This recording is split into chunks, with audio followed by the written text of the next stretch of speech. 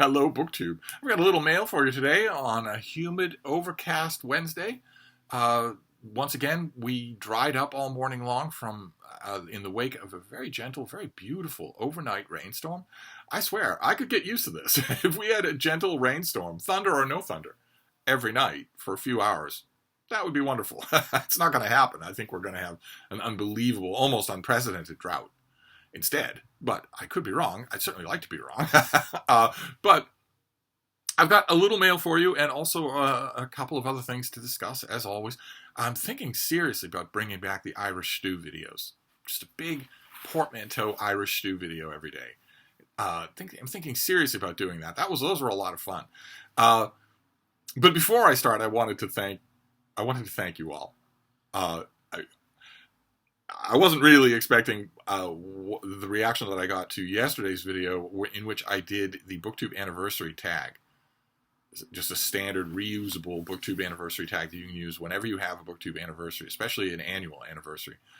And I didn't want April to go away without me doing it, because April is my 8th year anniversary on BookTube. So I did the tag and I chatted about being on BookTube and what it was like and whatnot. I wasn't really prepared for how many emails I was going to get on that subject.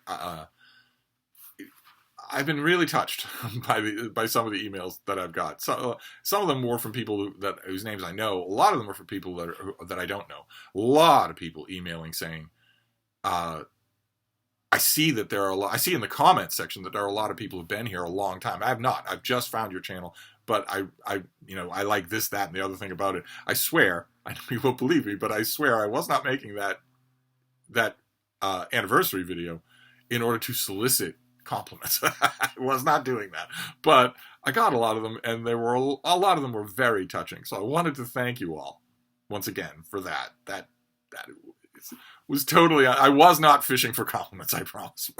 But before we get to the mail, we should talk about the catastrophe that struck this morning. It's amazing how melodramatic my in crappy old senior citizen life manages to be, even though I barely move from either the bed here in the little book room or the fainting couch. And yet, there was a catastrophe this morning. My Kindle, specifically my Kindle Paperwhite, gave me an announcement saying that it was full. No more ebooks will fit on this device. This has 6 gigs of storage, and all 6 gigs of storage are used. I went to the settings, and it tells me that I'm completely maxed out. The available space left over is 0.00. I went into the settings, and the settings do give me some options for managing my storage, offloading some things that I haven't used in a while, maybe sorting through and finding duplicates or document forms that I don't need anymore. Every once in a while, I will, against my better judgment, put a PDF on here. They don't behave well on Kindles. I know that they've been touted as the Kindle being the device to do that, but they don't behave well on a Kindle. And they take up space. They're big, ungainly files. And I know there are quite a few of those on here. There are options in settings for me to do that, for me to shave off some room from the available storage. I don't think, from what I can see, I don't think it'll ever be a lot. I think that no matter what I do, if I take an hour, it would be an hour to sit down with this device and free up space in storage. I think that even if I did that in a month, I would be right back to where I am now. I think the problem here is hardwired in, so to speak. What I need is more than 6 gigs of storage. And that's always going to be the limit on this thing. You can't expand the storage on a Kindle. But it was a shock. It was an absolute shock. I am used to just chucking everything in the world onto my Kindle and not reaching that problem. It was such a shock that it almost prompted me to put out a call for a Kindle or Kobo with more than 6 gigs of storage. Perhaps a Kindle or a Kobo with more than 6 gigs of storage that you have sitting around in a tech cabinet that you don't ever use anymore, but that's still in perfectly working condition. I was almost tempted to put out that call. I am not putting out that call because I do have redundancy in these devices. I don't need another Kindle. It was tempting. It was tempting anyway to just ask Who has a Kindle out there with an ample amount of internal storage that they don't use? But I'm going to resist asking that question. So we'll just move on to the mail here. We've got a package and a couple of boxes, and we'll see what we can turn up here. Of course, the first package is one of these white envelopes that have never worked in my entire time on this channel doing this. They have never, the pull tabs never work. Let's see. No, this doesn't work at all. I'm just going to have to destroy the envelope. The only reason I kvetch is because it's not necessary. This, whatever's in here could fit in a manila envelope, which is going to work because you're supposed to rip a manila envelope. Whereas the pull tabs on these things never do. Look at that. I have to tear open it like with a mountain gorilla. Let's see. Let's see what this next one is. Oh, okay. All right, great. So you come out when? From the great folks at Minotaur Books. Mid-May. This is a murder mystery from Ashley Weaver. This is Locked in Pursuit, an Electra McDonald novel. Very stylish cover there. Some of you will know the Electra McDonald novels. They are quite enjoyable. This author is quite enjoyable anyway. Let's see here. Dear media colleague. Well, I'm a book reviewer, but okay. This book takes Electra McDonald on a new mystery with Major Ramsey following a string of robberies. This story is another signature Weaver historical with mind-boggling twists, enticing romances, and a charmingly brilliant main character that readers will completely adore. The usage is who? A main character who readers will completely adore. So about the book, this is the fourth installment in the Electra McDonald series. This is the fourth book in the series, but I don't get the impression that you need to worry about that with these books. I don't think that's true. This book follows safecracker Electra McDonald fighting Nazis at every turn as World War II looms over London. Safecracker Ellie McDonald hasn't seen Major Ramsey, her handsome but aloof handler in the British government. The British government gave her a choice. You can go to jail for safecracking, or you can help us. You can work for us. And naturally, not being an idiot, she chose the latter. Since their tumultuous missions together 3 months before, but when she hears about a suspicious robbery in London, she feels compelled to contact him. Together they discover that a rash of burglaries in the city all lead back to the hotbed of spies in the neutral city of Lisbon, and an unknown object brought to London by a mysterious courier. As the thieves become more desperate and their crimes escalate, it becomes imperative that Ellie and Ramsey must beat them at their own game. Fighting shadowy assailants, enemy agents, and mutual attraction they've agreed not to acknowledge, Ellie and Ramsey work together to learn if it truly takes a thief to catch a thief, and I know that it will. Of course it does. That's the whole point of these books, and that's ultimately their whole charm. Great. I am totally sold on this series. I imagine that any of you who've read these are also sold on this series, so I don't need any pushing. This goes on the May pile. There's quite a big May pile. April wasn't all that standout a month. May is pretty hefty. And I hope that these boxes mean that it's just going to get more hefty. I hope that's true. I hope these are finished copies for May. I hope they both are. That would be great. So let's tear these open and see what we have. Multiple pieces. Oh, okay. We already saw this. This is an early June release. I believe I've already sent this to its obvious recipient, but here's the finished copy. This is by Alexandre Lefebvre, and this is Liberalism as a Way of Life. Let's see here. Oh, it's the description on the pub sheet starts with a bulleted list. If you live in a Western society and aren't religious, where do your values and beliefs come from? The author proposes a surprising answer. Liberalism. Okay, all right. Bullet point number 2. Liberalism is all around us, saturating the mainstream culture we inhabit 24/7. It's in the TV we watch, with liberal heroes like Leslie Knope from Parks and Recreation. Okay, the series was canceled or ended about 70 years ago. The person most prominently in the news is Donald Trump, who is a fascist authoritarian. He's not a liberal. He's not a libertarian. The swear words we recoil from, slurs, which are vile because they undermine self-respect, the comedy we laugh at, which at once infirms and mocks liberal pieties, the most popular kinds of pornography today, based as they are on toying with consent, and much, much more. Okay, not a lot in that paragraph that I agree with.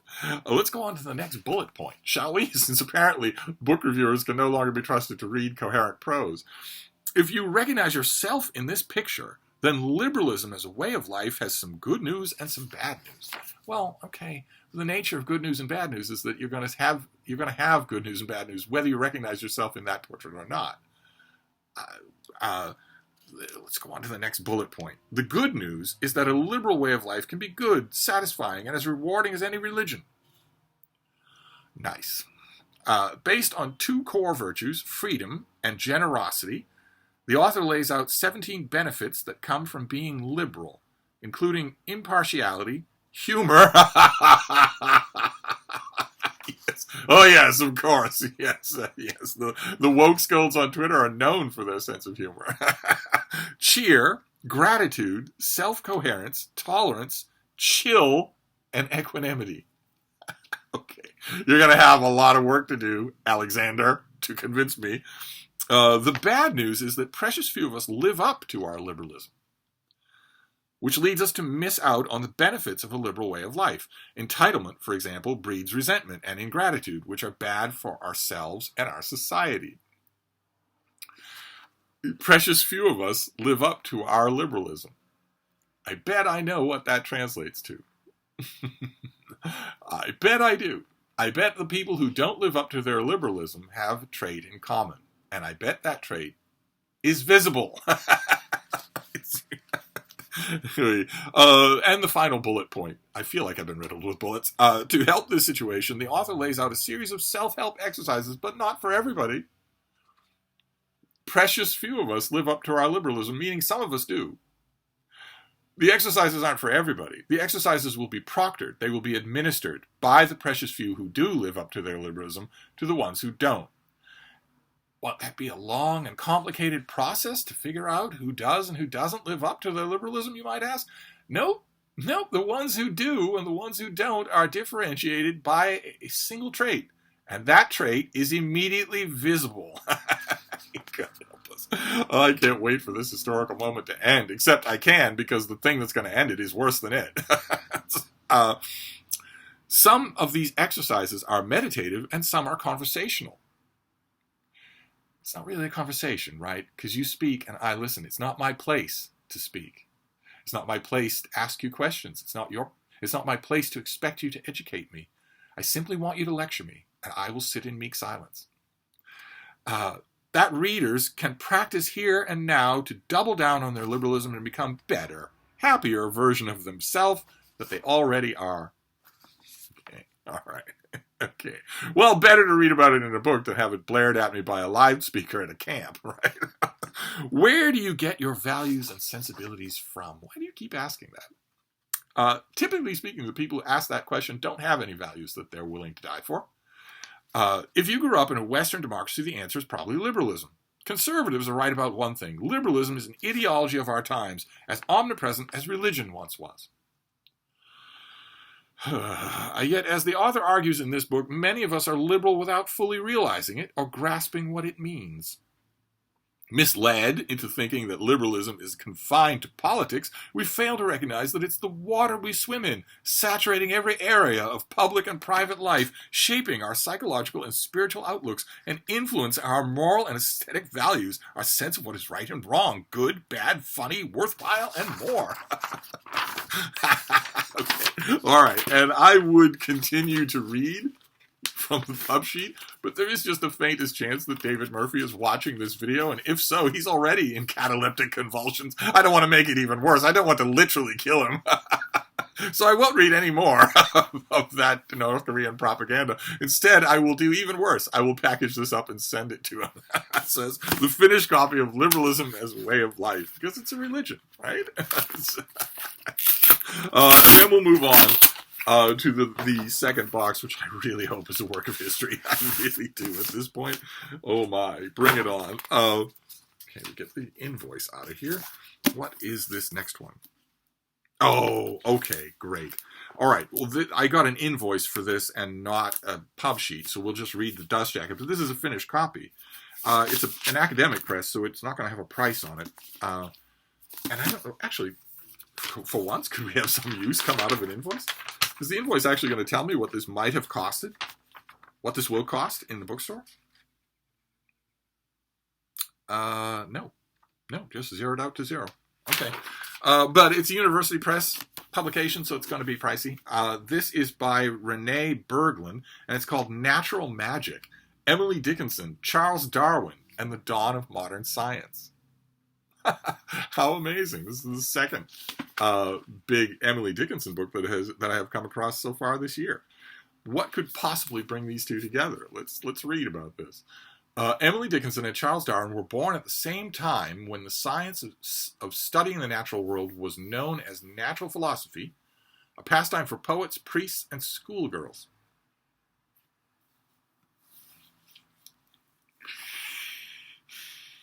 Okay. All right. A pastime for poets, priests, and schoolgirls. No academics did natural philosophy. The world began to change in the 1830s when Darwin was exploring the Pacific aboard the Beagle and Dickinson was a student in Amherst, Massachusetts. Poetry and science started to grow apart, and modern thinkers challenged the old orthodoxies, offering thrilling new perspectives that suddenly felt radical and too dangerous for women. Okay. All right. This is going to be a mail haul. There are mail hauls and there are mail hauls. Okay. The challenges to old orthodoxies that Darwin's work, not Darwin, Darwin's the meekest thing in the world, but his work, the challenges to old orthodoxies that it presented were especially dangerous to those old orthodoxies, not to women. Anyway, this book intertwines the stories of these two luminary 19th century minds. Well, that could be very interesting. That could be very interesting. An intertwined narrative of Darwin and Dickinson at this time, in the 1830s, could be fascinating. It would entirely depend, as it always does, on the talent of the writer, whose thoughts and writings captured the awesome possibilities of the new sciences and at the same time strove to preserve the magic of nature. There is no magic in nature or anywhere else. If you use the term magic of nature as a euphemism for our ignorance of the natural world, you are obviously insulting the people you are meaning to enchant. There is no magic in nature or anywhere else. There is no supernatural element to the universe. Well, I was going to say, I wonder what the author means by the magic of nature, but that's, I guess, what I would have to read the book to find out. So I should probably stop fulminating, shouldn't I?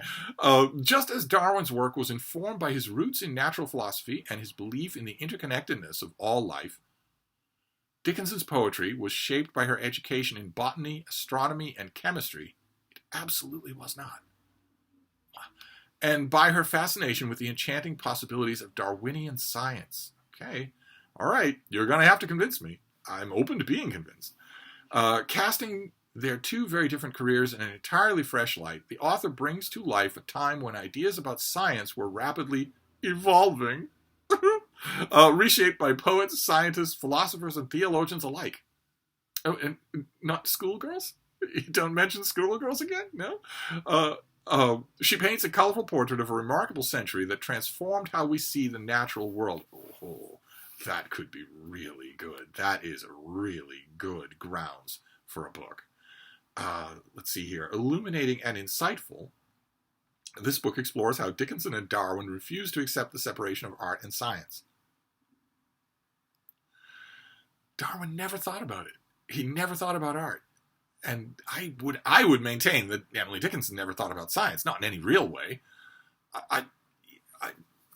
This author is claiming not only a parallel, but an intersection. I know the parallel. I want to hear about the intersection. Definitely. This is why I read these kinds of things. I guess I don't see it. Maybe you can make me see it. Today, more than ever, we need to reclaim their sense of ecological wonder. We do not need to inculcate ignorance about the natural world. Far too much, for instance, science denialism on the subject of climate change comes about as a result of not ignorance of the natural world, but carefully inculcated ignorance of the natural world. We do not need more of that. Wonders are religious things. They cannot be inquired into. In fact, it's forbidden to do so. There are no wonders to nature. If we go back to thinking that way, anyway, that's probably not what the author is saying. So let's find out who the author is, since I've taken her book around the track. She's a professor of literature and creative writing at Simmons University. And she is the author of 2 previous books. Okay, well, Simmons is really, really good. She's an author of literature and creative writing. The creative writing part is good because that means probably that this will be enjoyable to read, despite being written by an academic and put out by an academic press. But notice what's missing from her qualifications is anything about science. That's a little bit of a cause for worry, but we will see. And, oh my, okay. All right, then I looked on the back for the blurbs. And there's a blurb by Marta McDowell, who did a book called Emily Dickinson's Gardening Life, that I actually read. And you would think from that title there would be absolutely nothing to it. And that wasn't true. I thought that was a remarkable book. Remarkably thought-provoking. Even for its limited subject. And also for comparatively little that we know about that subject.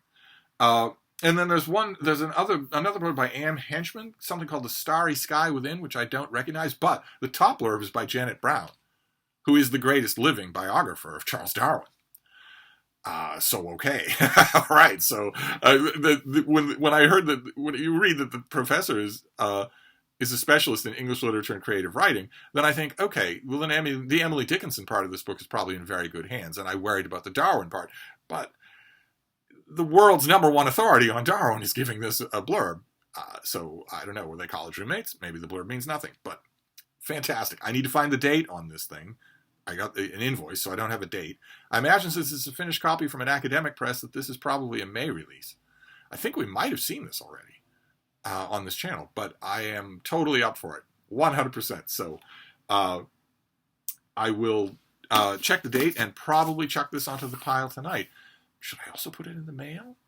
I'm putting Liberalism as a Way of Life in the mail to David Murphy, just to ruin whatever kind of a day he's having when he gets it. And what about putting Locked in Pursuit in a mail to Olive at a Book Olive, who loves this author? Might not have this book, might not be entirely disenchanted with the world of reviewing books. That would be 2 out of 3. What about the third? Well, there's Hannah at Hannah's Books. She wrote about Emily Dickinson just recently. Why not write about it again?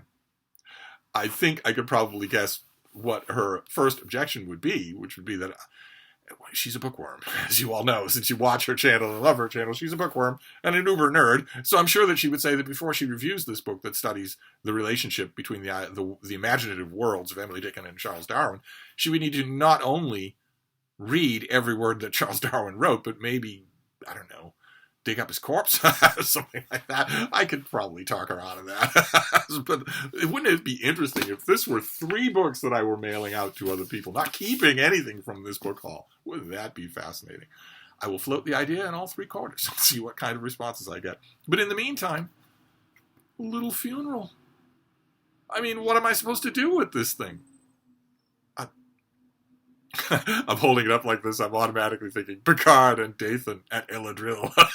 But what am I supposed to do with this thing? If I actually can't, and if I don't end up being able to free up space on it, or a meaningful amount of space, then what am I going to do with this thing?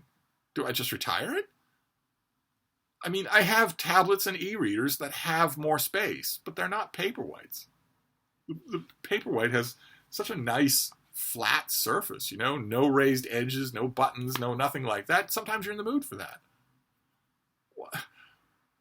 Do I just retire this thing? Just put a sticker on inside the cover saying full up? No room at the inn? That feels really sad. Not quite sad enough for me to put out a formal request for someone to send me a Paperwhite with lots of storage. 32 or 64 gigs. Not quite sad enough for that. I'm certainly not doing that. I don't know how you people put up with me. But anyway, I'm going to wrap this up. But I'll be back. Thank you, BookTube.